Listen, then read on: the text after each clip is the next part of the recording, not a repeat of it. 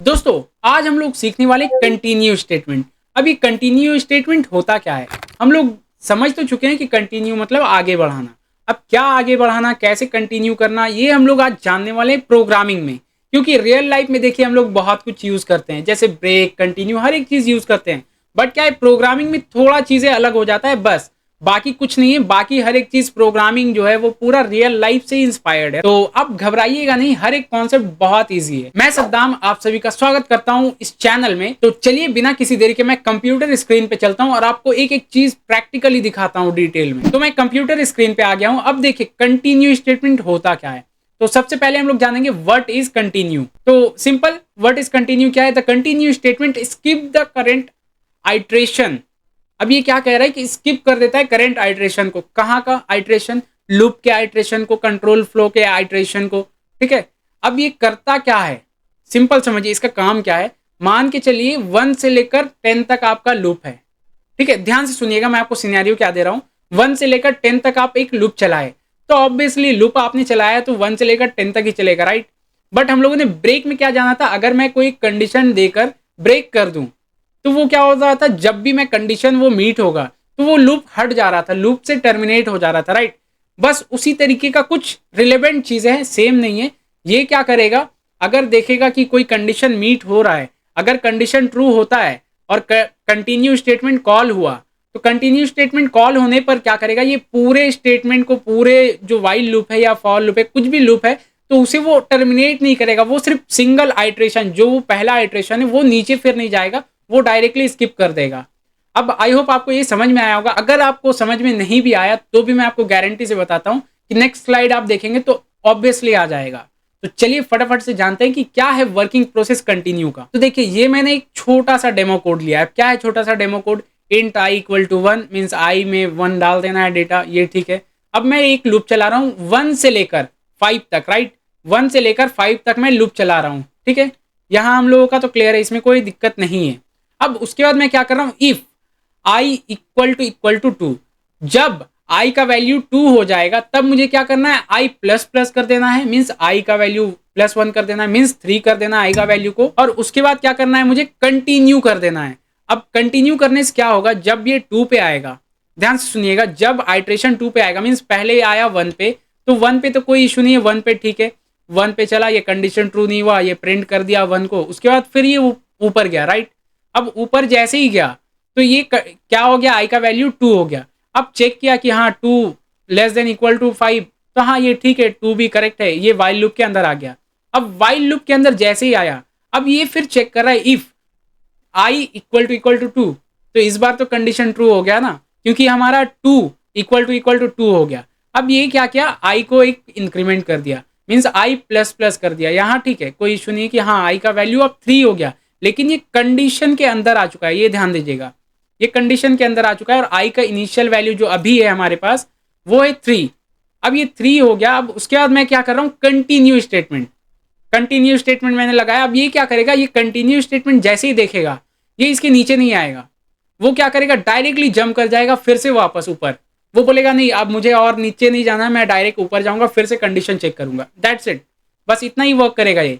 अब वापस से आएगा कि हाँ 3 लेस देन इक्वल टू 5, तो ये कंडीशन ट्रू, उसके बाद ये तो ट्रू नहीं हो रहा है इफ वाला कंडीशन, तो ये ऑब्वियसली नीचे आ जाएगा और इसे प्रिंट कर देगा। तो आई होप आपको ये समझ में आ गया होगा। अब चलिए हम लोग पहले विजुअल स्टूडियो कोड पे चलते हैं और प्रैक्टिकली ये सब चीजें करते हैं। तो मैं विजुअल स्टूडियो कोड ओपन कर लिया हूं। अब देखिए इस पे मैं क्या करता हूं, एक फाइल फिर से क्रिएट कर लेता हूं। मैं बार बार फाइल क्यों क्रिएट कर रहा हूं, क्योंकि हम लोगों का मोटिव ये कि सिस्टमैटिक वे में करना है, हम लोगों को नीट एंड क्लीन कोड्स रखना है, कॉम्प्लिकेटेड नहीं करना है चीजों को, राइट। इसलिए तो मैं एक और फाइल क्रिएट कर लेता हूँ। फाइल का नेम मैं लिख देता हूँ कंटिन्यू, ये मैंने लिख दिया continue.c, ओके, और एंटर कर लेता हूँ।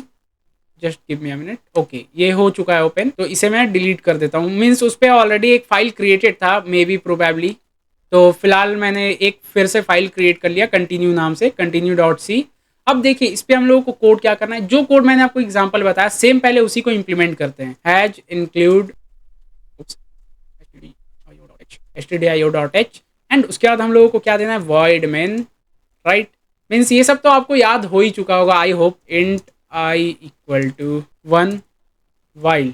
अब वाइल में मुझे क्या देना है, I less than equal to 5। अब आपके मन में आ रहा होगा कि क्या आई लेस देन इक्वल टू 5 ही देना है। ये मैं आपको एक टेस्ट कंडीशन दिखा रहा हूँ, ठीक है। जो भी अभी हम लोग प्रोग्राम्स कर रहे हैं तो वो क्या एक सिनेरियो टेस्ट क्रिएट कर रहा हूँ मैं कि इस तरीके से कर सकते हैं। आपको जस्ट हिंट के लिए आपको मेन समझना है कि क्या उसका यूजेज है और कहाँ यूज करना है। तब मैं क्या करता हूँ, कोड पे आ जाता हूँ। कोड क्या करता हूँ, प्रिंट पहले कर देता हूँ। मीन्स हम लोग बेसिक जो पहले प्रिंट करेंगे उसके बाद फिर कंडीशन लगाते हैं, %d कॉमा आई, ये ठीक है यहाँ तक। अब उसके बाद में 1 मिनट इस पे सेमीकोलन होगा। अगर आपने ये चीज नोटिस किया था सेमीकोलन मैंने छोड़ दिया तो आप मुझे कमेंट में बताइएगा। मैं देखना चाहता हूँ कि आप लोग कितने अच्छे से चीजों को देख रहे हैं। आई प्लस प्लस, अब ये तो देखिए ये सिंपल लूप है, इसमें कोई प्रॉब्लम नहीं है। ये डायरेक्टली 1 से लेकर 5 तक एग्जीक्यूट करके दे देगा। एक बार मैं रन करके दिखाता हूँ तो देखिए 1 से लेकर 5 तक आ चुका है। अब इसे मैं थोड़ा नीचे नीचे भी कर देता हूँ ताकि मीन्स हम लोगों को सिस्टमैटिक वे में दिखे। तो मैं /n दे देता हूँ।